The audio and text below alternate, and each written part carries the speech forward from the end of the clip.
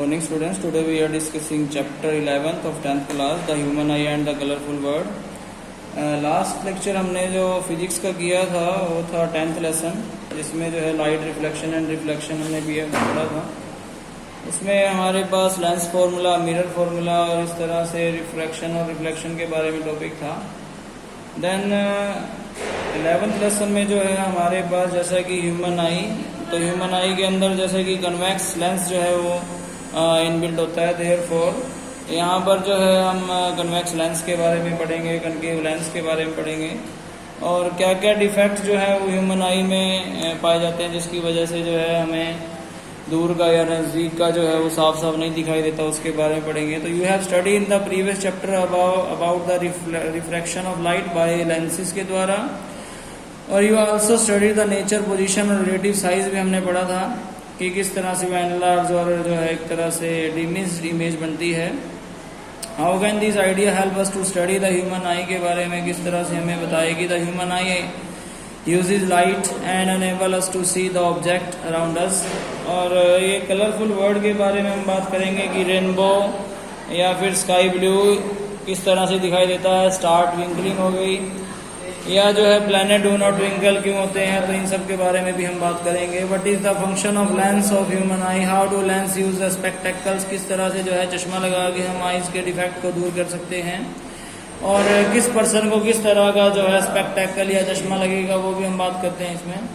तो we have learn in the previous chapter about the light and some of its property के बारे में। In this chapter we shall idea study of some of the optical phenomena of nature, rainbow, splitting of white light और blue colour of sky के बारे में हम पढ़ेंगे जी। Now firstly we have to discuss the human eye. Human eye is the one of the most valuable and sensitive organ है जो हमारे बॉडी में जो हमें आसपास की हर चीजों को देखने में जो है हेल्प करता है। On closing the eye we can not identify which colour of object, हम उसके आंखें बंद करके सिर्फ स्मेल बता सकते हैं, टेस्ट बता सकते हैं, बट हम ये नहीं बता सकते कि उस चीज़ का कलर क्या है, वो क्या चीज़ है। तो इसके बारे में हम जो है हमें हेल्प कर रही है हमारी आईज।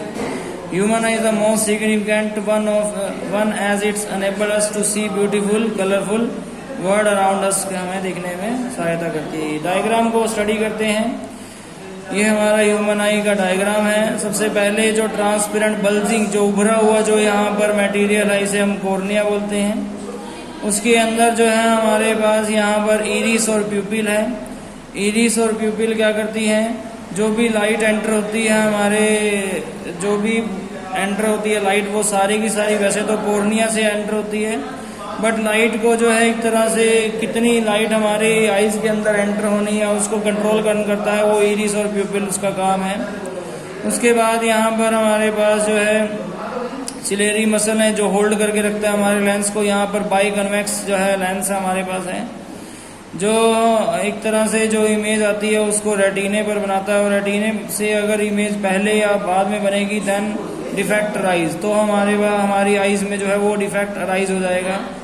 इसी तरह से ऑप्टिकल नर्व, जो भी इमेज रेटिने पर बनती है उस इमेज को ऑप्टिकल नर्व्स के द्वारा ब्रेन तक जो है पहुंचाया जाता है, ताकि ब्रेन उस इमेज के आइडेंटिफाई कर पाएगी ये क्या चीज़ है। तो इस तरह से ह्यूमन आई के बारे में यहाँ बात हुई।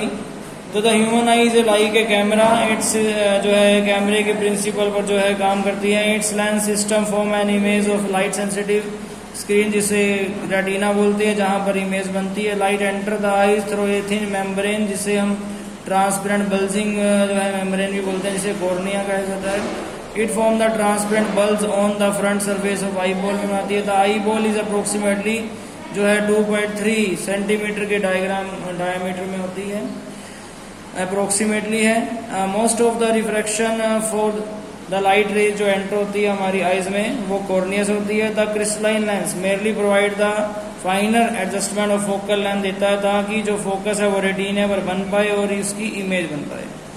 यहाँ पर जैसा कि इरिस और प्यूपिल के बारे में मैंने बोला था, तो we find a structure of called iris behind the cornea. Iris is a dark muscular diaphragm है जो कंट्रोल करता है साइज ऑफ प्यूपिल को।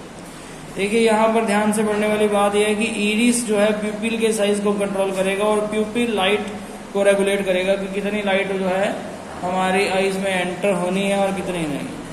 After that now the eye lens form an inverted और रियल इमेज जो है वो रेटिना पर बनाता है। और रेटिना जो है एक बहुत डेलिकेट मेम्ब्रेन है जो कि जितनी भी वहाँ पर इमेज बनती है उसको लाइट सेंसिटिव सेल यानी कि जैसा कि अभी हमने डायग्राम में पढ़ा था कि ऑप्टिकल नाम के द्वारा जो है वो सिग्नल जो है हमारे ब्रेन तक भेजता है। द ब्रेन इंटरप्ट करता है सिग्नल को और फाइनली प्रोसेस करता है कि किस चीज़ की इमेज बन रही है।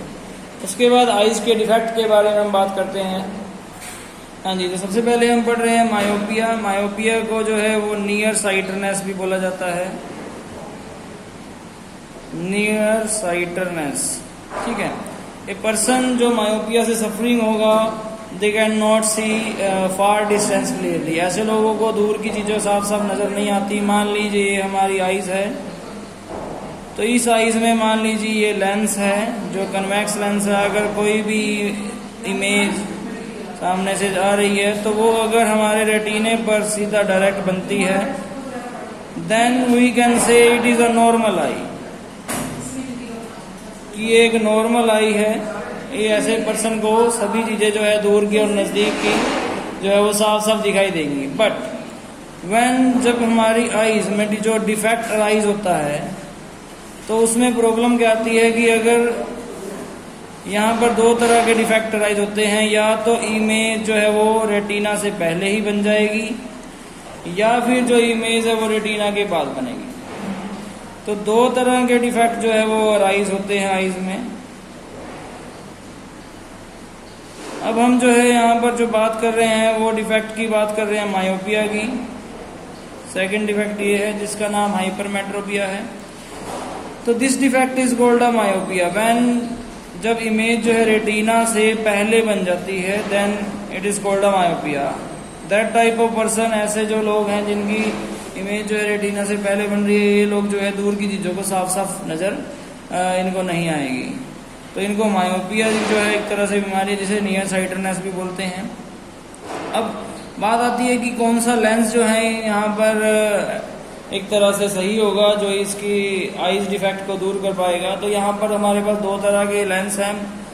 तो स्फेरिकल लेंस में सबसे पहले यहाँ पर जो है हमारे पास कनकेव लेंस भी है और दूसरा हमारे पास यहाँ पर कन्वेक्स लेंस है। तो ध्यान से देखिए, यहाँ पर जो कनकेव लेंस है वो यहाँ पर डाइवर्जिंग लेंस है जो लाइट को जो है फैलाता है, और जो कन्वेक्स लेंस है वो यहाँ पर कन्वर्जिंग लेंस है जो लाइट को इकट्ठा करता है।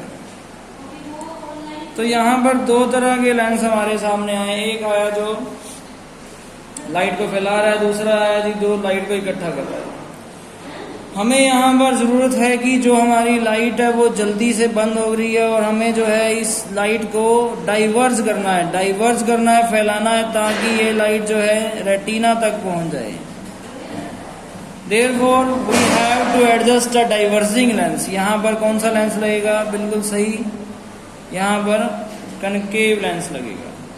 सिमिलरली मायोपिया के अंदर जो है वो कनकेव लेंस जो है एक तरह से करेक्टेड लेंस के अंदर आता है। इसी तरह से जो हाइपरमेट्रोपिया है, हाइपरमेट्रोपिया में यहाँ पे ऐसा कौन सा लेंस आएगा जो इस डिफेक्ट को दूर कर पाएगा? तो यहाँ पर ध्यान से देखने पर पता लगेगा कि लाइन जो है वो रेज जो है वो लेट बंद हो रही हैं। वी हैव टू कन्वर्ज, हमें इन्हें कन्वर्ज करना है, इकट्ठा करना है ताकि ये पहले ही बंद हो जाए। So the lens which is corrected is convex lens. Convex lens एक ऐसा लेंस है जिसे लगाने पर ये डिफेक्ट जो है वो दूर हो जाएगा। ठीक है, तो ये जो है आज का टॉपिक है। इसी तरह से लेंस फॉर्मूला भी आपको आना चाहिए, which is 1/f is equal to 1/v minus 1/u। ये जो है लेंस फॉर्मूला है जो कि यहाँ पर इस चैप्टर में लगेगा, लास्ट चैप्टर में भी आपने यूज किया था। ठीक है, होप सो आपको समझ आया होगा। Thank you so much.